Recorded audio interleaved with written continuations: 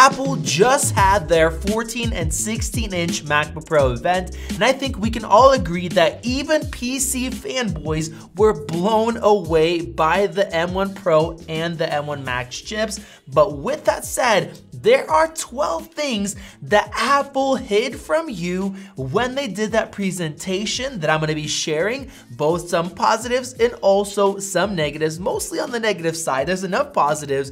I'm not going to waste any time telling you guys what you already know, so let's go ahead and get into it. Now, with that, I do want to mention that we are working on a buyer's guide because there are an insane amount of configurations, different bin chips, different upgrade options. So that will be coming out most likely today as soon as it is finished. So make sure you guys hit that subscribe button. Now, the first thing I want to talk about, this is kind of obvious, but these are more expensive. Now, not just on the get-go. I mean, Apple showed off that $1,999 price for the 14-inch, but what they didn't mention is the fact that that model is a slower version of the chip that they showed off on stage. Now, yes, Apple has done that before with the M1 MacBook Air, but that was only missing one graphics core, and they effectively dropped the price by I think up to about $150 less than previously. They gave you a much better performance at the very cheapest price, so we forgave them.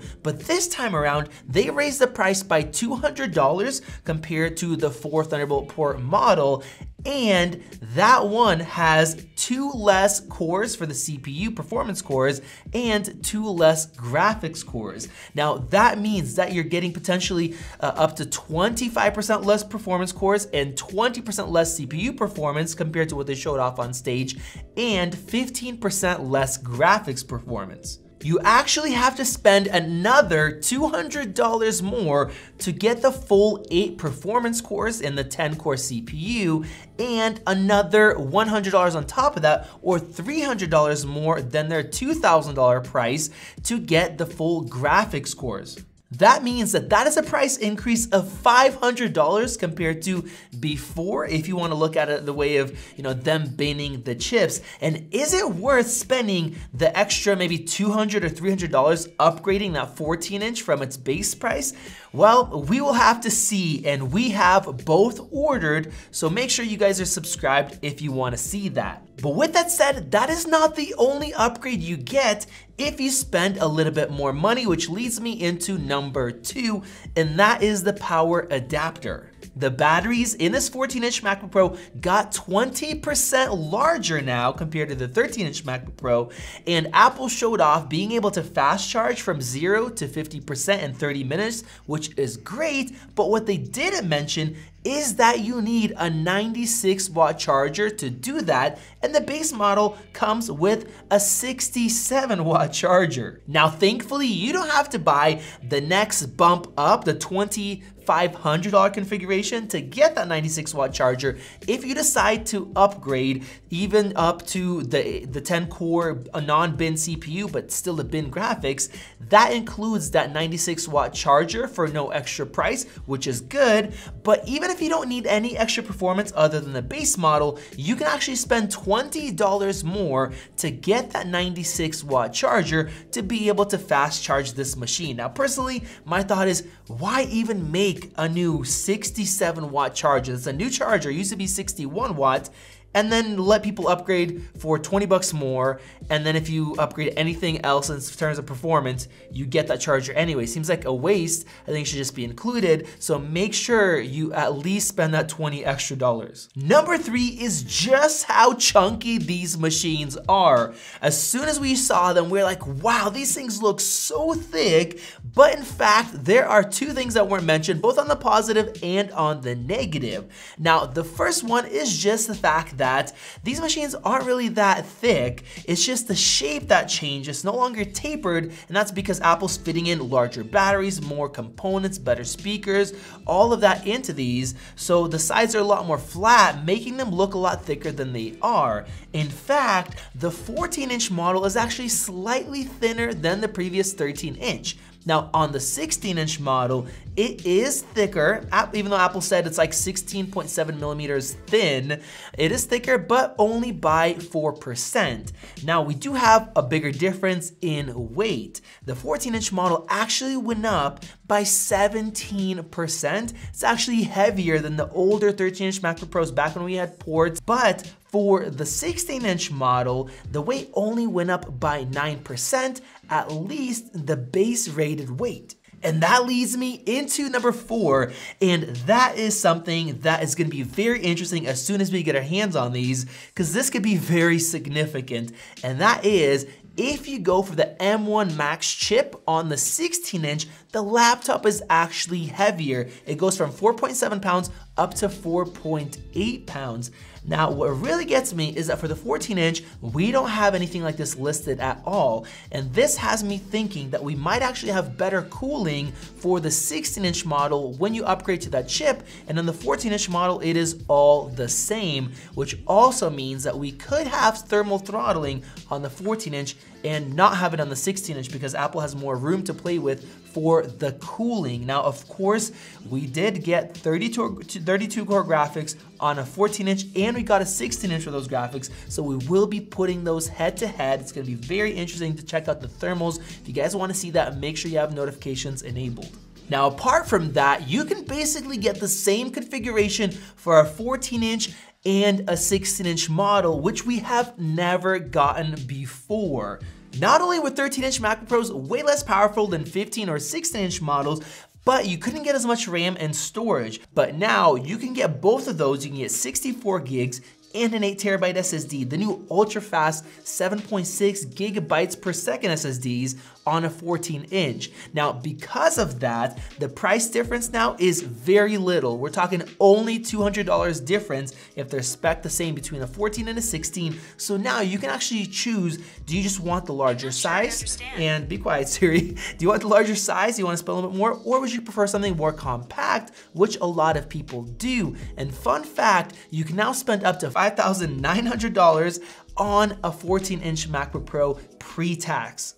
Now, like I mentioned, you could get the same exact processors on both, but what Apple didn't mention is that if you wanna go for an M1 Max processor, you're automatically forced into getting 32 gigabytes of RAM, which you never had to do before. And that costs automatically an extra bump of $400, not counting the extra money for the processor itself. Now, don't get bummed out about these higher prices right away because you can actually save money with these new machines in 2 different ways. Just yesterday, if you wanted to get the best CPU and the best graphics with a 1TB SSD, 32 gigs of RAM, that's what a lot of people buy, that actually costs $4,100.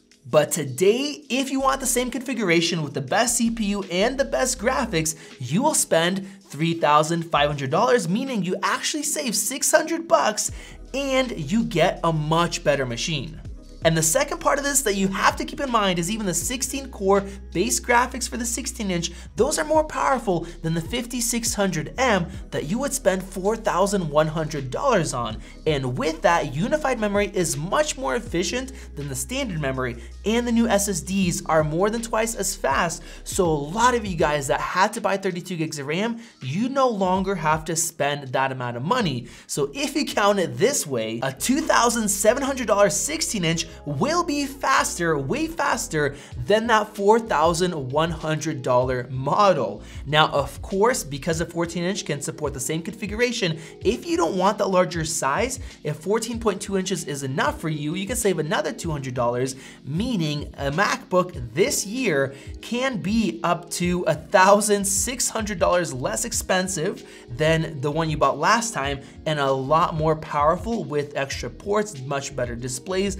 better speakers, webcam, all of that, or $1,400 less expensive if you still want to stick with that 16-inch size. Now, number 9 is that 24-core graphics configuration that they completely didn't mention during their keynote. They talked about the 16-core and the 32, but as we see on their configurator, we have that. Now, what you might think is that, hey, you're spending only $200 more than the 16 core, only half what the 32 core option costs, and maybe it's worth that for 8 extra graphics cores, or maybe it's worth spending more. But one thing that most people don't know is that if you choose that option, you pay $200 more if you're already getting that amount of RAM that it requires, you're getting way more than 8 cores. You are getting not only double the encoders and decoders, which means that exporting video will be twice as fast even if you don't need the extra raw performance, but with that you're getting support for twice the amount of external displays as well,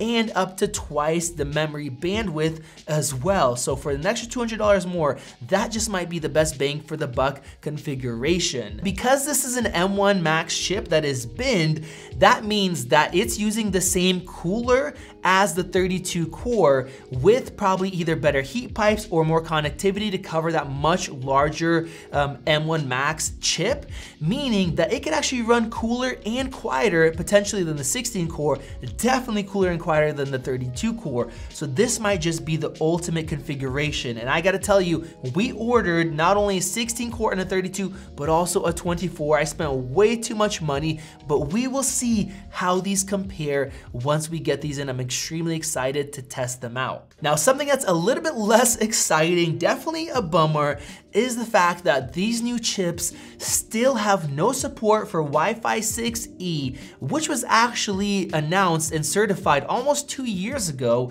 and no Bluetooth 5.2. So it's still just standard Wi-Fi 6 and Bluetooth 5.0. And that's a bummer because unlike phones, which people upgrade every year or maybe 2 years, every 3 years, most people will keep their laptops for 5, 6, 7 years, a long time. And Wi-Fi 6E has support for the 6 gigahertz band, which has a lot less issues with other people's Wi-Fi. You have better bandwidth. So that definitely is a bummer for me that Apple did not update it and it's still using the old standard. And with that, the next thing that Apple didn't tell you is that the HDMI port that they finally put back in, it's very convenient that it's there, it is not using the latest HDMI 2.0 technology. Now this makes no sense to me because this port is limited to 4K 60 Hertz like we had years and years ago, 5, 6 years ago now, instead of being able to support 4K 120 Hertz or 8K support through that port. Now, the weird thing for me is that the new Apple TV 4K that came out this year that costs $180, that thing supports HDMI 2.1, where this MacBook Pro does not. And if you want to support higher frame rates, high resolutions, you are still gonna have to connect through the Thunderbolt port, and that HDMI is just gonna be a waste there. Now, the last one that I wanna cover is battery life. The 16-inch one has great battery life, but unfortunately, the 14-inch model, even though the battery is 20% larger, the battery life is only slightly better than the older Intel MacBook Pros by 1 hour of web use. Now, man, I was like, why is this so poor here? We have the bigger battery. Well, of course, we have the much higher resolution displays that are much brighter. We're supporting ProMotion there. We have much more performance with the CPU and the graphics.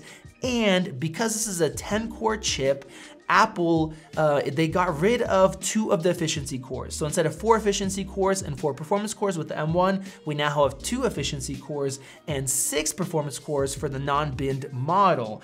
So there you guys go. Those are 12 things that Apple did not mention at their event.